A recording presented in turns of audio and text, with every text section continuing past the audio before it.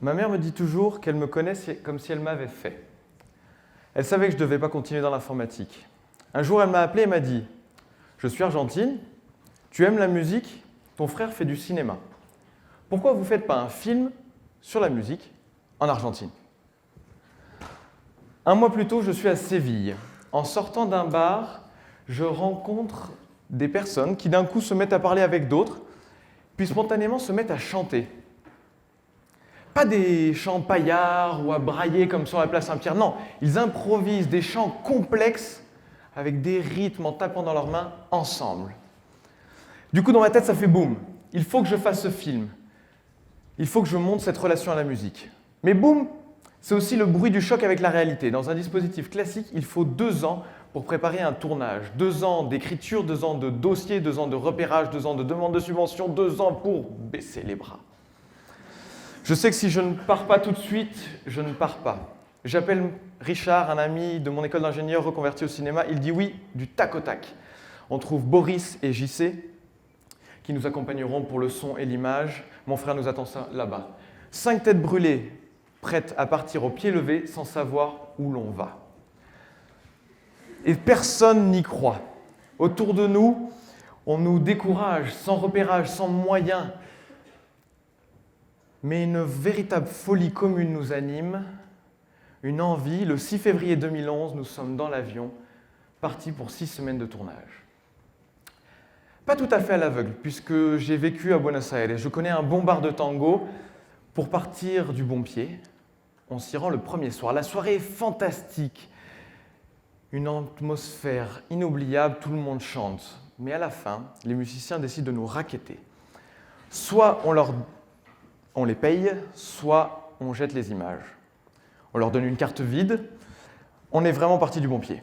Le lendemain, pour oublier, on se rend avec Boris filmer quelques plans d'ambiance de la ville. Sauf qu'on a de la chance. On tombe sur un petit carnaval de rue. Mais on est 2. Je fais les interviews. Boris devra filmer et faire le son, la perche dans le dos. C'est de la haute voltige.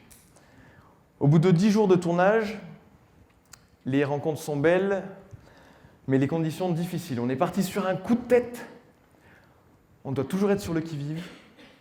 On filme beaucoup, beaucoup trop. On est fatigué. Boris en vient à jeter la caméra. C'est la crise. Mais on continue. Au pied des Andes, on se rend à une fête traditionnelle d'une communauté indigène. Mais quand on arrive, ils sont un peu tous ivres-morts. Normal, c'est un mariage de vaches. On est un peu surpris, mais le chef est sobre et passionnant. Une chose est sûre, c'est pas dans le guide du routard. On sera souvent surpris. On doit se rendre dans un haut lieu du folklore à Salta. On s'attend à trouver des musiciens, beaucoup, mais pas autant. Une dizaine de pièces. Et chaque soir, la maison est remplie de musiciens qui jouent d'une table à l'autre. Tout le monde chante et joue ensemble. La maison nous transporte. Si on est parti si vite, c'est pour arriver au carnaval des Andes.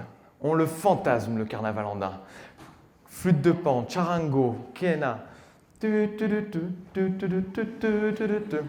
En fait, non, c'est plus les fêtes de Bayonne. Tout le monde est complètement ivre-mort. On peut interviewer personne. On a perdu notre faim. On s'engueule. On ne sait plus quoi faire, c'est la débandade. Du coup, les nerfs à fleur de peau, on fatigue, le corps lâche, je me tords la cheville. Je ne peux plus marcher, on ne peut rien tourner, de toute façon, on ne sait pas quoi filmer. Et c'est forcément quand on arrête de chercher qu'on trouve. Les gens me portent. Je fais des interviews à cloche-pied. On nous donne des contacts fantastiques. C'est là qu'on rencontre Miguel. Il faut imaginer un Indien de 150 kilos avec le maillot du rugby de l'Argentine, tendre comme un ours en peluche. On pensait finir le tournage en fanfare, on le finit par une caresse. Ça y est, le tournage est fini. Enfin, on peut se détendre. Parce que faire un film, c'est pas des vacances.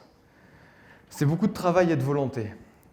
Pour se récompenser, on s'offre un détour de 3 heures pour aller au lac Salé. Quand on arrive, au crépuscule, on est seul, on hurle de soulagement. Je rentre en France, difficile d'oublier les 6 semaines de tension.